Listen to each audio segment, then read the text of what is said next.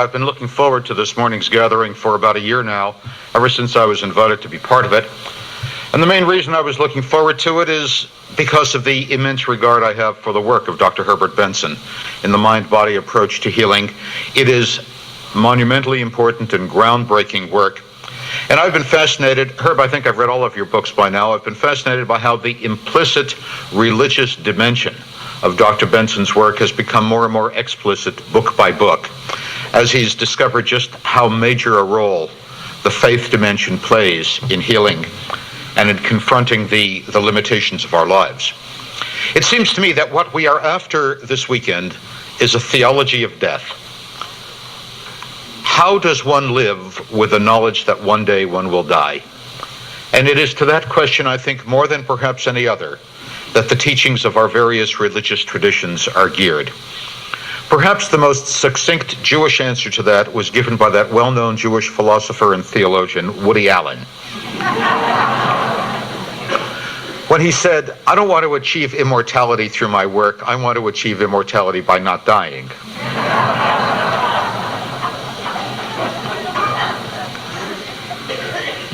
But who was that lucky?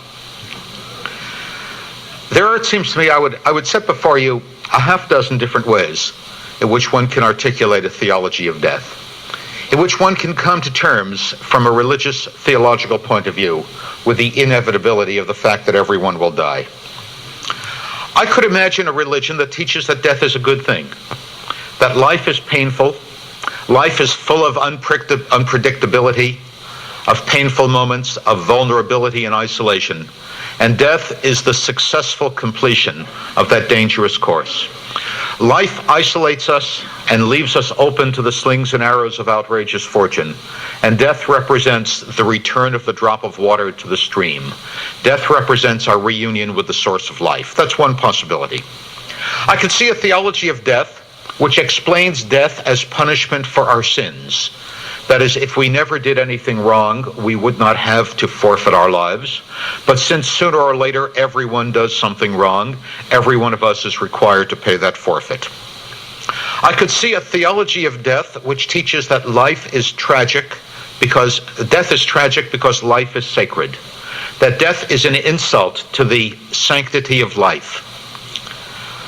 I can see a theology that says death is no more than a transition to a better world, where the theologian could say to the terminally ill person, in your last week of college when you look forward to graduation, and you know that beyond that would be the anxiety-filled world of looking for a job, of no longer having this safe, structured environment, and you were scared of what the future held for you, well, dying is no more than that. It's a transition from one phase of being to another. I can see a theology which teaches that death is biology, that death has no deeper meaning. It is simply the wearing out of the process. It is simply the end of life. And I can see a theology that says death is punctuation. Death is a way of setting life in a context where it is lived under the knowledge that it does not go on forever, and that our lives, our deeds, our choices take on significance because life does not go on forever. If life went on forever, our choices would be meaningless, because what we didn't choose to do today, we would sooner or later, under the species of infinity, get around to doing. But because life is finite, our choices, what we choose to do, what we reject, what we make time for, what we don't have time for, all of these take on profound meaning. Among these several choices, where does Judaism come down? In the opening pages of the Bible, there are two conflicting explanations of why people have to die. And I know you're all familiar with the opening pages of the Bible, but I don't know if you ever noticed that these two views are in conflict with each other. There is in the Garden of Eden story the notion of death as punishment. Adam and Eve choose the tree of the knowledge of good and evil and are expelled from Eden and cut off from access to the tree of life. Because they sinned, they are punished with mortality.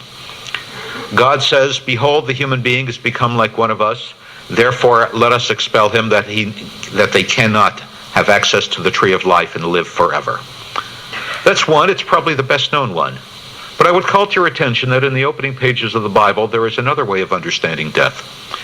Human beings are created, as all animals are created, capable of reproducing, each one after its own kind.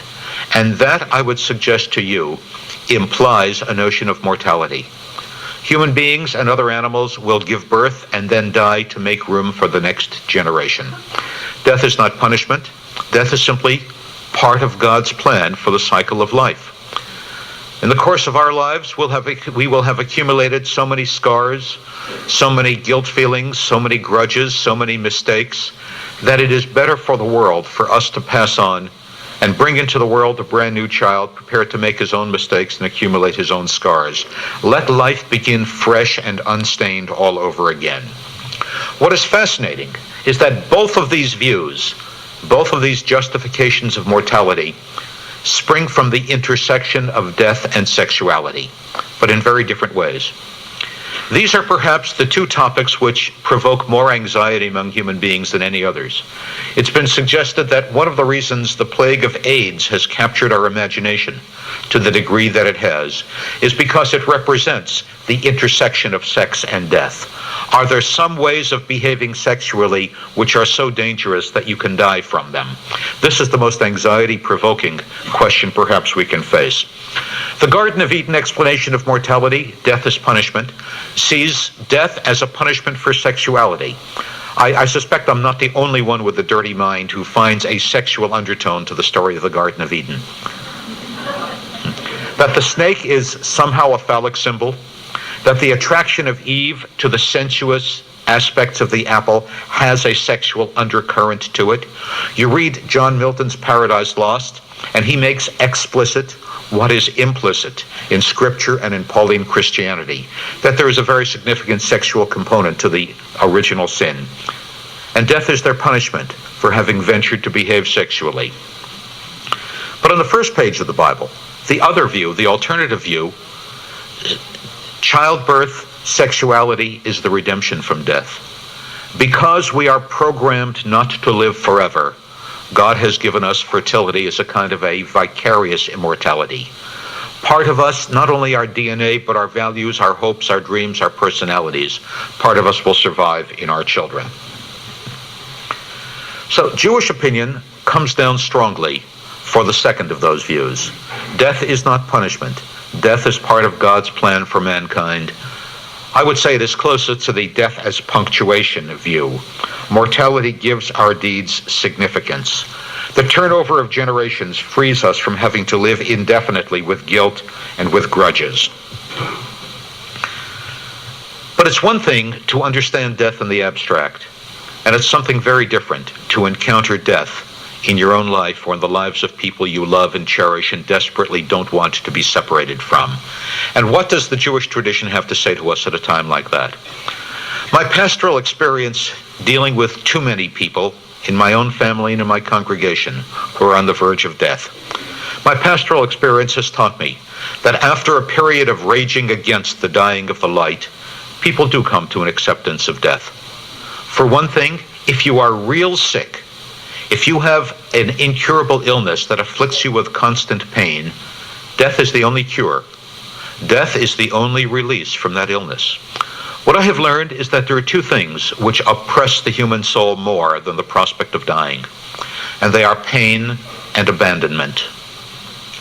People aren't so much afraid of dying, they're afraid that dying will hurt, and they're afraid that they will be left to die alone. And the terrible thing is, too often their fears are true. I would assume that everyone in this auditorium has read Elizabeth Kubler-Ross's book on death and dying. You have no right being here this morning unless you know Kubler-Ross. If you haven't read it, skip lunch and read it today. But do you know the story of how Kubler-Ross came to write her book on death and dying? She went to the administrator of a major teaching hospital in Chicago. She said, I'm a psychologist. I'm doing research on terminal illness.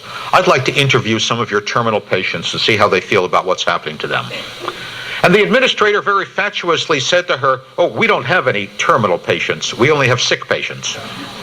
Some are more sick and some are less sick, but we haven't written any of them off. Well, Dr. Kubler-Ross went out on the wards and found out that simply is not true. There were terminal patients at that hospital, and everybody knew who they were. The doctors knew who was dying. The nurses knew who was dying. The volunteer aides who came around with magazines and cosmetics knew who was dying. You know, I don't think I would start reading a book that long if I were you, Mrs. Wilson.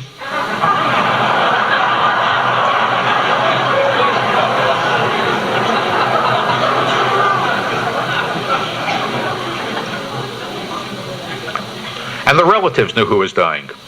And they all responded the same way, by withdrawing. There have been studies that show that doctors and nurses spend less time with terminally ill patients than with patients who will recover, that relatives visit the dying less frequently and for shorter duration than they visit patients who will recover. Now, from a triage point of view, maybe this makes sense. If you have limited time and resources, so you choose to invest it where you can do some good and make a difference.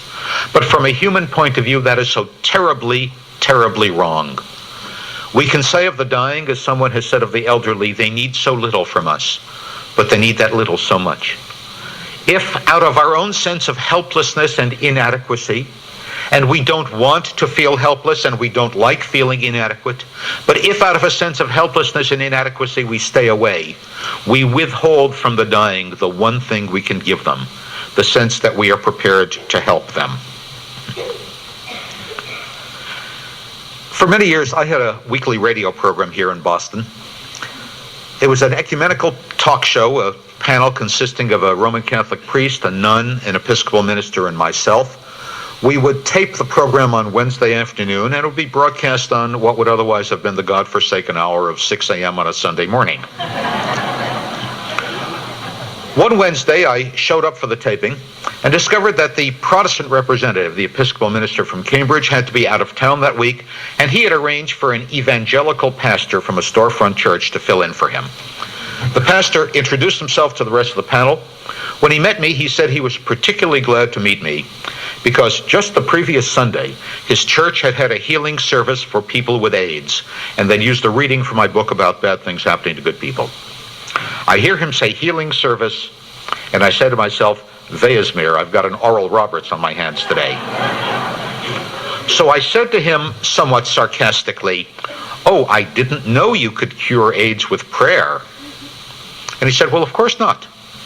We weren't curing anybody. We were healing. We were healing the relationship between the person with AIDS and his family because they're so ashamed of what's happening to him. We were healing the relationship between the person with AIDS and the most important person in his life who's moved away and doesn't return his phone calls. We were healing the relationship between the person with AIDS and himself because he feels so guilty for what he's got himself into. And I realized that not only had this minister given me a more polite answer than I deserved, he had taught me something fundamentally important about the healing process. There is a difference between curing and healing. And there are situations we cannot cure that we can heal. There is a story I like to tell when I talk about bad things happening to good people, a story of the little boy whose mother sends him on an errand. And it takes him a long time to come home. When he finally gets home, the mother says, hey, where were you? I was worried about you. Boy said, oh, there was this kid down the street who was crying because his tricycle was broken. I felt bad, so I stopped to help him. Mother says, what do you know about fixing tricycles? Well, it's just nothing. I sat down and I helped him cry.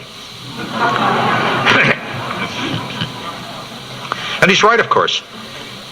We will all, in our professional capacities, and too often in our personal capacities, we will face situations so badly broken that there is nothing we can do to help. But I want you to know there is always something we can do, even if the only thing we do is to sit down and help somebody cry. Because if we don't do that, you realize what you're doing? You're leaving them to cry alone, and nobody deserves that. Some years ago, there was a study done at the University of Wisconsin where they have a center for the study of pain. It was a study in pain tolerance. And the experiment was they hired several dozen undergraduate students to measure how long they could keep a bare foot immersed in a bucket of ice water. From this, you get a PhD.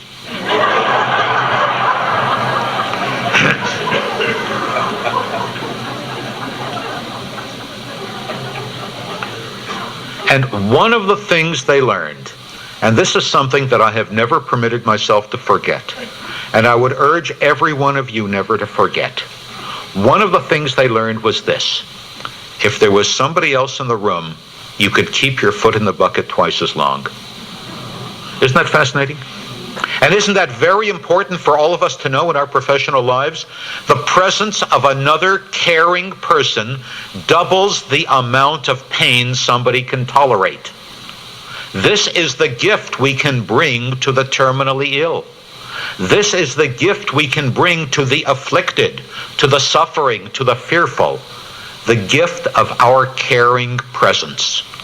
When we assure them that they have not been rejected, when I, by my presence in a hospital room, bring a message to the patient, God is not writing you off. God loves you and cares about you, and that's why I'm here, to embody and incarnate God's caring presence.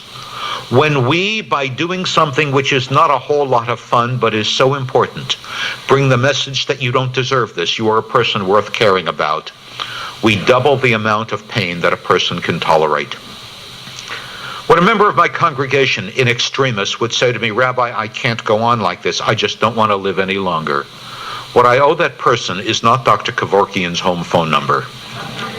What I owe that person is a reason to go on. By being there, by holding her hand, by surrounding her with people who embrace her in love, we make the unbearable all the more bearable. What do we owe the afflicted, the terminally ill? Speaking out of a tradition that reveres life and accepts death as the inevitable punctuation at the end of life, we owe them at least this. On the one hand, never to take away hope, never to take away the possibility of a miracle, and at the same time, to prepare them to accept the inevitable. One of the reasons I'm such a big fan of hospice, one of the reasons I think hospice is one of the most gratifying developments in the world of healthcare in my lifetime, is that it addresses the two overriding fears of the terminally ill, fear of pain and fear of abandonment. With its medications, I served on the board of a hospice out in the western suburbs of Boston. It's been some years since I've had the time to do that, but when I was active in the late 80s, early 90s, you know what our biggest problem was with a hospice? Getting doctors to sign off. Getting doctors to admit that this patient is ready for hospice. Because doctors don't want to let go. They cling to the patient as if it reflects their own won and lost record. Some years ago, I was on a hospice panel at it was in New Haven, Connecticut. They were celebrating their 10th anniversary. You all know, I suspect, that the hospice movement began in England, and the first U.S. hospice was in New Haven. When they were 10 years old, they had a celebration. They invited me to be part of the program. There was a young oncologist on the panel with me who, in the course of his remarks, said, just last week, I lost a 17-year-old girl to leukemia. And from the back row, a woman shouts out, Doctor, you're wrong. And everybody's startled. Who is this woman? How does she know the doctor is wrong? Doctor, you're wrong. You didn't lose the patient died. And I think we have to teach ourselves to think in those terms. I talk a lot to medical groups around the country, and one of the things I tell them is, you set yourself up for frustration and burnout if you define success as keeping your patients alive indefinitely. You're just not that good a doctor. Your patients, sooner or later, they're going to die. Sometimes I tell them, and I would tell every one of you, sometimes success doesn't mean making sick people well. Sometimes success means knowing that a person's last weeks on earth were more bearable because they were filled with a sense of love and caring and the knowledge that people took them seriously. When I was a congregational rabbi, I would get calls from a member of my congregation. This is in the age before cellular phones, from the payphone outside the doctor's office. Mama's been diagnosed with terminal cancer. She probably has only a few months to live. What do we do? Well, what advice do I give a congregant in a time like that? The only advice I could give them would be to tell them, don't bury your mother while she's still alive. Treat her as a living person as long as she is a living person, and you will make this terrible prediction, this terrible fate, much more bearable. There is a horrible, sick, old Jewish joke which I hate, and I'm going to tell it to you because why should I be the only one to suffer with it?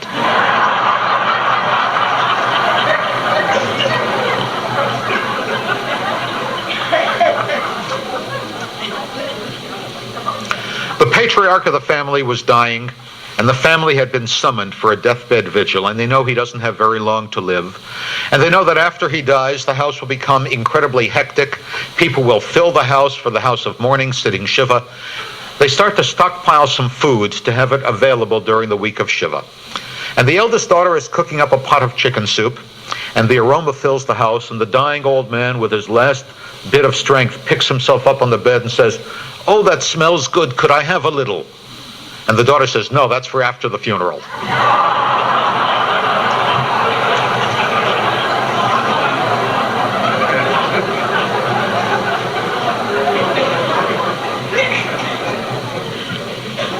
But we do that.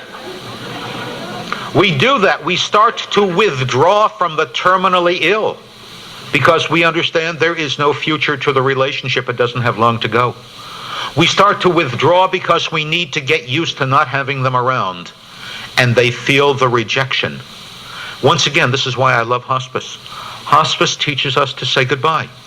I can't think of anything more dreadful, anything more likely to provoke sad memories and guilt feelings than spending the last weeks with somebody you love, lying to each other. The patient saying, "I'm feeling better. The doctor says I'm going to make it." The relative saying, "You look good. Everything is very impressive. We're going to bring you home and we're going to have a party next week." And you both know that it's not true. And you're both so afraid to talk about what is uppermost in each of your minds. Hospice teaches people to say goodbye. It teaches the dying family member to thank the family for having cared for him so long, so well, so that they're not left with residual guilt for not having done enough. It teaches the family members to say goodbye and assure the dying person that it will hurt, but they'll be all right. So he will not feel he'll be inflicting pain upon them when he finally dies. Does prayer help when you pray for the recovery of a dying relative whom you love? When you pray for a favorable outcome of an operation, of a biopsy? I think prayer helps to some degree. I offer prayers for the recovery of the sick as a way of articulating the good wishes and the hopes and the closeness of the congregation. As a way of saying to the very sick person and to the person's family, you're not alone. Hundreds and hundreds of people are joining in prayers and solidarity with you. But does prayer make sick people well? Does prayer make operations go better? I'm prepared to say, to a very limited degree, maybe it does. Maybe the knowledge that you are being prayed for strengthens you, because we need that. If any of you are familiar with Henri Nouwen's little book, The Wounded Healer, you remember the story from the book about the young seminarian who's taking a course in pastoral counseling, and he goes into the hospital one night to visit the patients who are going to be operated on the next morning. And he visits this one man. He's a farmer from somewhere in rural Minnesota, and he's going to have a fairly routine surgery, a prostate or something, done the next morning. And the man says to the chaplain, "I don't think I'm going to make it." And this young seminarian, who is naive and inexperienced but has studied Carl Rogers, says, "You don't think you're going to make it?"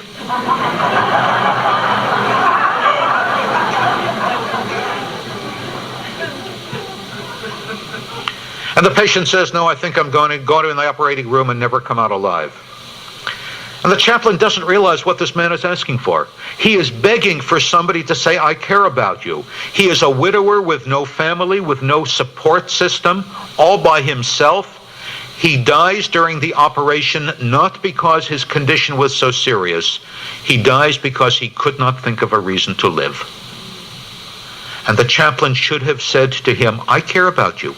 I'm going to be here when you open your eyes in the recovery room.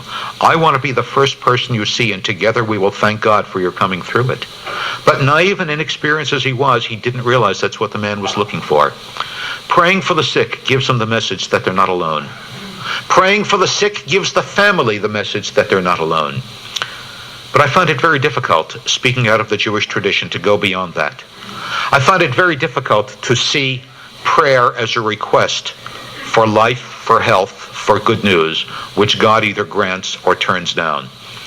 Appropriate to this season of the year, I would suggest that one of the major spiritual problems we have in this country is that we have confused God with Santa Claus.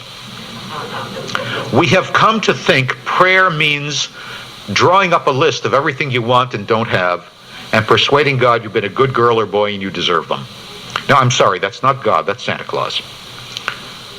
Some of my colleagues in the clergy, Jewish and Christian, think that they're being very clever and very profound when they say, God answers all prayers, but sometimes the answer is no. I don't like that answer. I am deeply offended by that answer. If I thought that God had the power to spare my son or to spare my mother and chose not to because I didn't grovel enough, because I couldn't find the right words, because I wasn't worthy enough, I would have real issues with a God like that. There is a story they tell about two Roman Catholic cardinals who were discussing the imminent canonization of one of the medieval popes who was known for being licentious, bribe-taking, and utterly corrupt. And one cardinal says, what's the problem? Don't you believe that God has the power to use flawed vessels for his purposes? The other cardinal says, it's not God's power I'm questioning, it's his taste.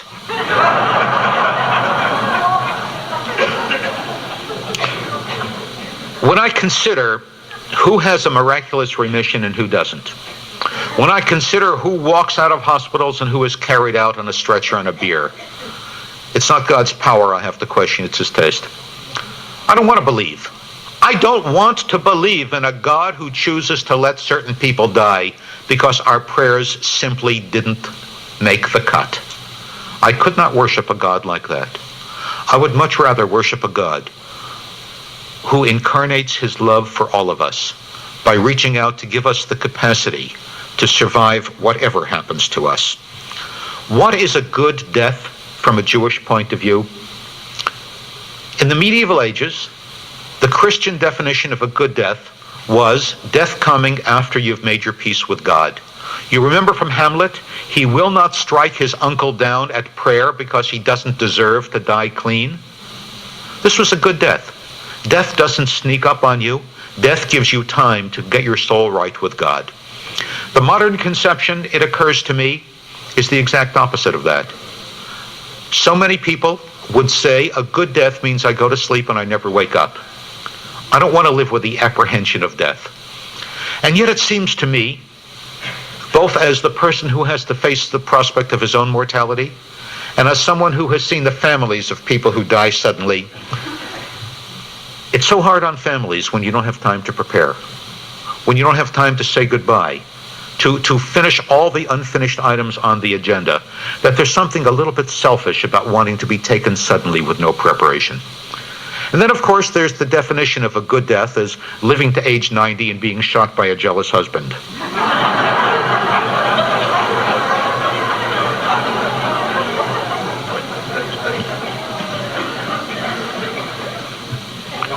From a Jewish point of view, what is a good death? Let me suggest that in Judaism, a good death is a death that does not contradict what one's life has been all about.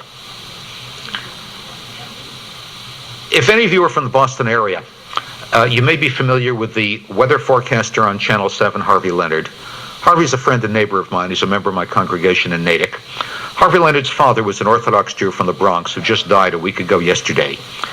And yesterday morning, Harvey Leonard was in synagogue for the first time since his father's death, and I sat down and talked to him about it. And he said that his father died the way he thinks most people would like to die. He was healthy into his mid-80s, had 3 or 4 weeks of significant declining health, and died at home surrounded by his family. And that he thought was a good death. My own experience, holding the hands of too many people who knew that they were dying, reinforces that. Very few people are afraid of death. You know who's afraid of death? A very small handful of people who believe literally in heaven and hell and are afraid that they're going to be sent to hell. Quite rare in my experience. And a much larger number of people who feel that they've wasted their lives. And if God will give them another 3 or 4 years, maybe they could finally get it right and do something worthwhile with themselves. But the person who feels he has lived right, the person who feels he has lived well, who has done good things, things he can feel proud of, who leaves some legacy behind, that person is not afraid of death. I've spoken till now about mortality and death and terminal illness from the dying patient's point of view. What about the survivors? When you cannot cure the patient but can only heal him, and the patient dies, how do you heal the survivor's grief and loss? How do you help fill the emptiness in their lives? For the physicians who may be present this morning, let me give you one very small but very useful bit of advice. If a patient in your care dies, drop the family a note. It doesn't have to be a Pulitzer Prize-winning piece of original correspondence. It can be a computer-generated form letter. I was sorry to learn of your father's death. He was a fine and brave man, and I consider it a privilege to have treated him. That's all you need. I have been in houses of mourning where the doctor had sent a note like that, and it was passed around like a religious article. It was passed around like a saint's relic.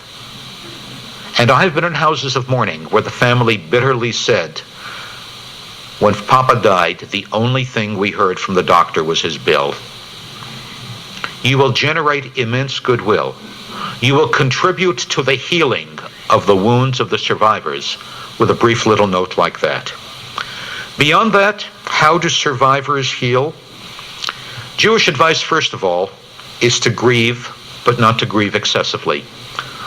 One of the reasons, and I suspect my colleagues in the clergy, whatever denomination you come from, you have seen this phenomenon as much as I have, that there will be members of your congregations who don't evince a particular taste for religious ritual and observance.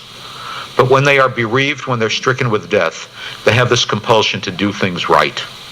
They want to know, what am I supposed to do? And for many years, I didn't understand that. I just saw that as part of the inconsistency and the hypocrisy of people when it comes to religion. But now I understand it. Death represents the eruption of chaos into our lives. Death tears the fabric of our lives. It leaves us feeling adrift. Religious ritual restores order to that chaotic scene. Knowing what you're supposed to do is such a wonderfully comforting thing at a time like that. The survivors healed by turning to ritual as a way of imposing order on chaos. They want to know, what should I do? What should I not do? Is it okay to eat? Is it okay to have sexual relations with my mate? Is it okay to go to work? They need to know, how do I handle this? I cannot tell you how many times in my career as a clergyman I have had to deal with people at the hour before the funeral who said, we're not religious. All that sitting Shiva stuff is not for us. I'm going to be back in the office tomorrow morning. And I said, I try to explain to them, this is not something you owe God. And it's not even something you owe your mother who died. It's something your soul needs. It's major surgery to have a member of your family amputated. You cannot go back to a normal life the morning after you've had major surgery. You need to take time off to accept it, to assimilate it, to know that it's real. Because if you don't, I can predict with near 100% certainty what will happen. If you don't take time off to come to terms with that, there will be a part of your mind and soul that doesn't really accept the reality of the death. It's going to happen anyway. You will mourn for your father, and 3 weeks later the phone will ring and you think it's him on the phone.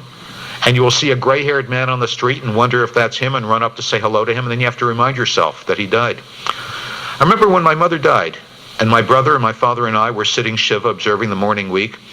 Some of my mother's friends from the synagogue sisterhood came by to pay a condolence call, and it was the most inane conversation you can imagine.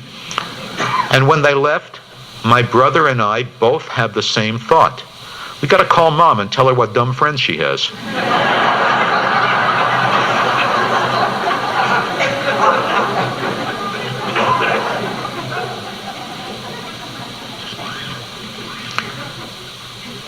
I remember after my son died, about 6 weeks later, I brought the newspaper in from the front stoop, and I saw in the headlines the Red Sox had pulled off a major trade.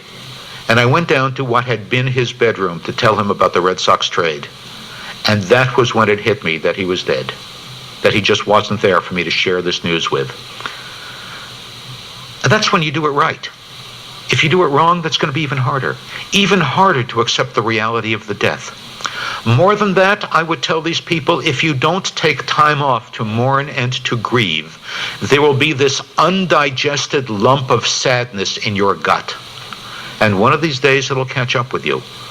It's like the bill from your credit card that you can't afford to pay, so you put it at the bottom of the drawer so you don't have to think about it.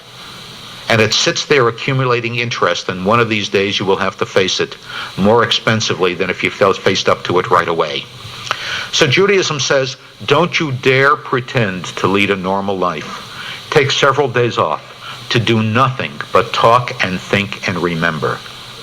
It says to us, the temptation is to lock the door, pull down the shades, hide in a dark room, and feel sorry for yourself. And we will not permit you to do that. We will command you to open the door to your house and let the world in and be surrounded by life. We will command you to share your living room with hundreds and hundreds of friends and neighbors and strangers for two reasons. One, so that you can tell and retell again the story of your loved one, their life, and their death. And by the 30th and 40th time you tell the story of how they lived and how they died, it doesn't hurt as much.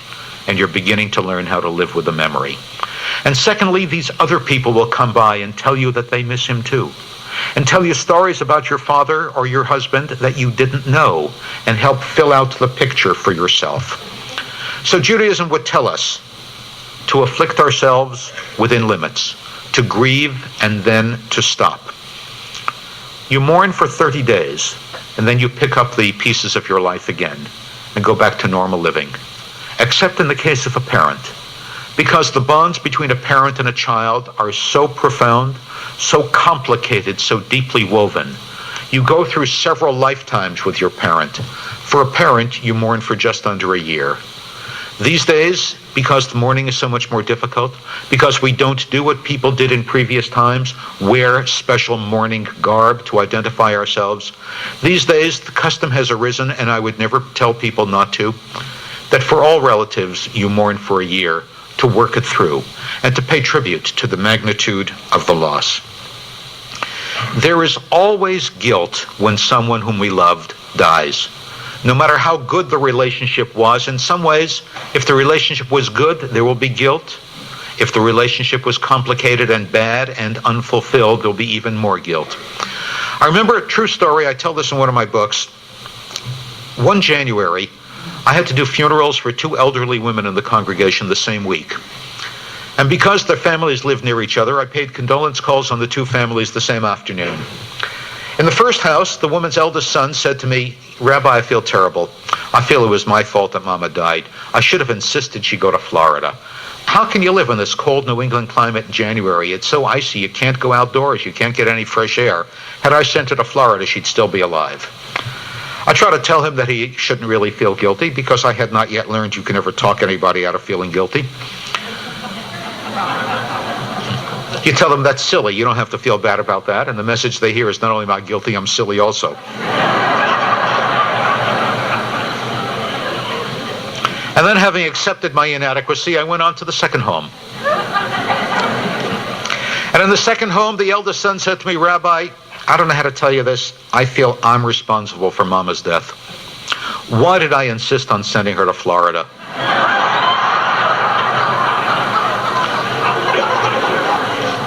That long airplane trip, the change of climate, her heart couldn't take it.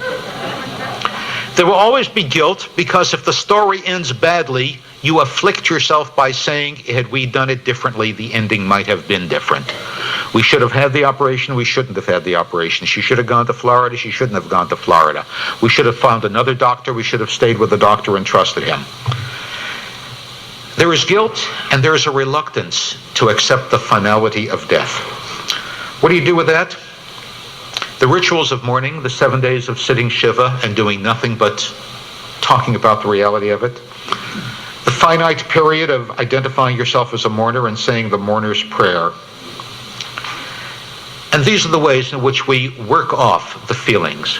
There's a fascinating book. I would recommend it with some reluctance because it's 600 pages long and fairly dense. Leon Wieseltier, the literary editor of the New Republic, responded to his father's death by writing this exhaustive study of the mourner's Kaddish, the prayer that a Jew recites for 11 months after a parent dies. And one of the things he learned about the mourner's Kaddish is, first, it emphasizes the person's life more than his death. It doesn't mention death at all. It praises God for the kind of world he's given us to live in. What we do is we are taught to get our focus off the death and back on the life. The life went on for a long time. The death was only punctuation. In the first days and the first weeks after the loss, all we can think about is the loss. But little by little, Judaism says, look beyond the moment of loss and look at all that there was. Look at all the years and all the decades that the person was here, and not simply on the fact that he's not there anymore. Secondly, one of the unique emphases of the Jewish mourners saying Kaddish is it is a prayer which has to be said publicly. It is practically the only Jewish prayer, outside of a few very technical pages of the prayer book, that has to be said publicly. 99% of the Jewish daily and Sabbath liturgy you can say at home by yourself. The mourner's prayer, you require a congregation. Why? Not spelled out, but I find two reasons for it. First, what the mourner proclaims publicly, he is more committed to. There is more of a sense of putting yourself on the line where you say something publicly. Secondly, and perhaps more importantly, when the congregation sees the person who has the best reason for being angry at God get up and praise God, what does it do for them? What does it do for strengthening their own faith in their ability to survive the worst that can happen in their families? And beyond that, beyond the mourning, beyond the Shiva and the 30 days of grieving, beyond the saying of Kaddish for almost a year, on the anniversary of the person's death, and on the 4 major holiday seasons of the Jewish calendar, there is a memorial prayer offered. And again, the psychological impact of this is very significant. I have known people who would not heal after a loss, who refused to heal. When our son died, my wife and I became part of the support group Compassionate Friends, the support group for parents who've lost a child. It was very helpful for us for about 4 or 5 months. Now we got what we needed and we graduated.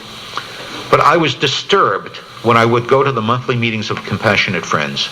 I would be disturbed to encounter parents there who had not missed a monthly meeting for 10 years, whose identity was so deeply invested in their being bereaved parents, they did not want to heal. And as I would hear them tell their stories of what had happened to their child at the hands of a drunk driver or a doctor of limited capacity 10 years ago, I began to understand why they held on to this. Because I could empathize with them. Illness or accident had taken away their child physically, and they were afraid if they ever got over his death, they would lose him emotionally. If they ever got over the death, he would be permanently taken away from them. I have interviewed I don't know how many hundreds of bereaved parents because of my own experience, because of the book I wrote. And I would ask every one of the same question. If your child was living at home when he died, what did you do with his room? And 99.5% of them gave me the same answer. We turned it into a shrine. We left everything there the way it was the night he was taken to the hospital. The same bedding, the same book with the bookmark in it, the same toys on the floor, the same discarded clothes. It was the only way they could hold on to him. And I realized that while this was normal, there was also something unhealthy about it. It was their way of saying, if we ever got over the death, we would lose him permanently. The Jewish system, in a stroke of sheer genius, gives us a way for getting over that fear. It says to us, let go. Let go of the painful memories. Pick up life again. Give yourself permission to go on living. What I say to bereaved parents these days is the greatest tribute you can pay to your child who died is to live the unlived years of his life. To inherit from him all the things he never got around to doing and do them in his name. Do that. Get over the memory. Stop grieving. And don't be afraid that you will lose him permanently.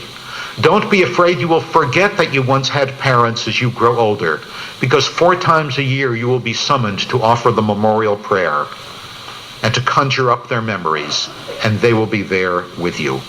Because one of the things we discover as the years go on, as we heal, and as we hold on to memories, is the power of memory to keep the loved one with us alive. Ultimately, and with this I conclude, if I had to summarize the Jewish attitude toward death and toward loss in a sentence, it would be this. In the Jewish view, death is a fact, but the ability of the human soul to conjure up the spiritual forces of love and memory to be stronger than death, to keep the essence of our loved one eternally with us, that is an undeniable fact as well. Thank you very much.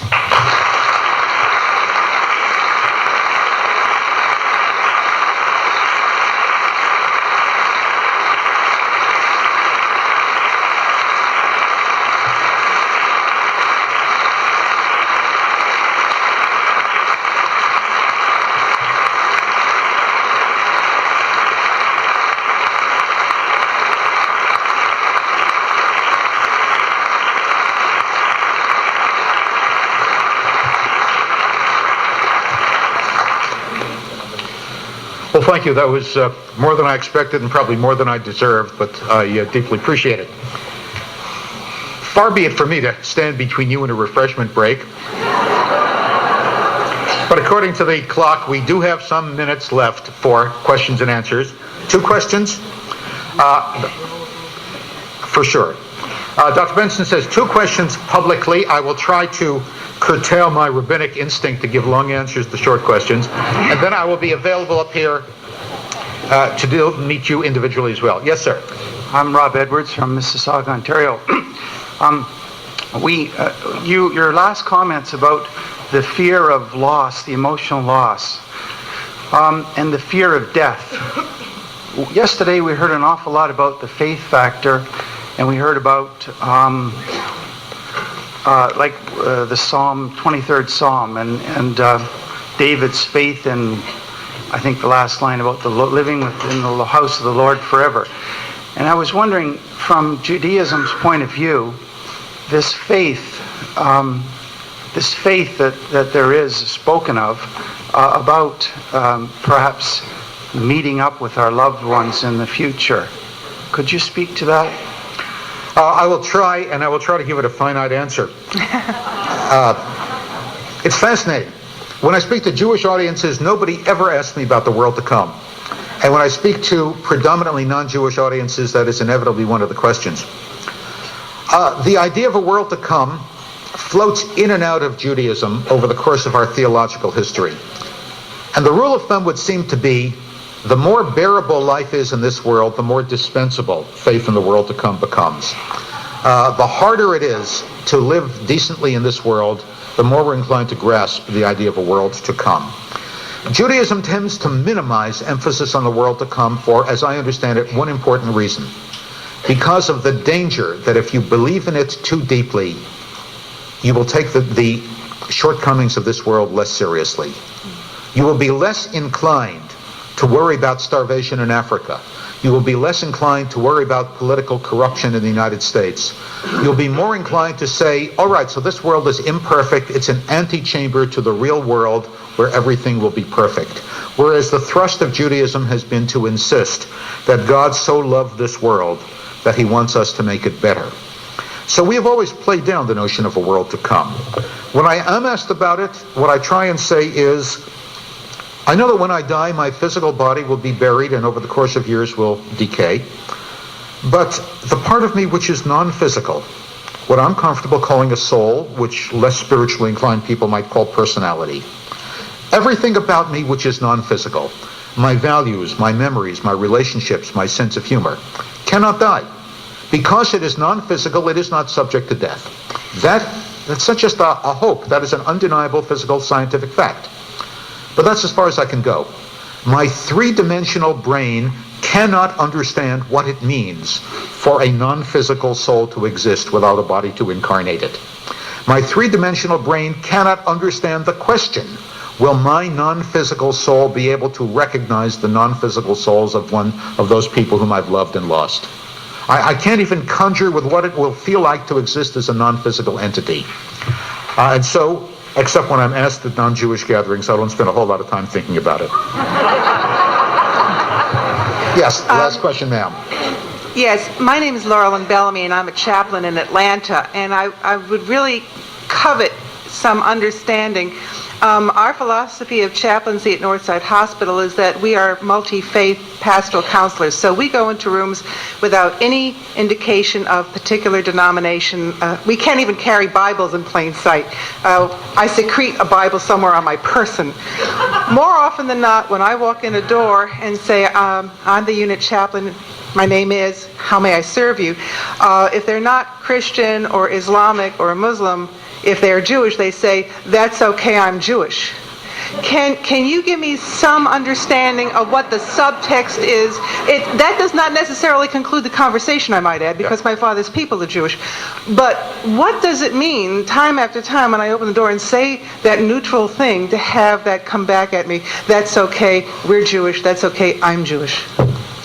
Well, one thing that comes to mind is maybe they're forgiving you for being a Gentile. When I dated a Jewish boy, that came at me, and I told him to tell his mother I was Jewish enough for Hitler, I should be Jewish enough for him. Yeah. More likely, what they are saying in very brief terms is, because I am, let's say, a non-practicing Jew, I don't have an appetite for the kind of spiritual ministrations that chaplains like you offer to people of a more traditional faith orientation. I think that would be a fair deconstruction of their brief remarks. That is, typically, and I would find this when I would visit congregants or Jewish patients who were unaffiliated with the congregation at our community hospital. What they're trying to say is, I put my faith in my doctor and not in prayer or all that voodoo and mumbo-jumbo. And then sometimes I would have to work through that resistance to try and say to them that in my bag of tricks is something that I think they could respect, latch onto, and be aided by without having to admit to me that their whole life has been a mistake by not being more religious. I think that's kind of what is behind the semi-dismissive comment with which they greet you. Thank you. Thank you.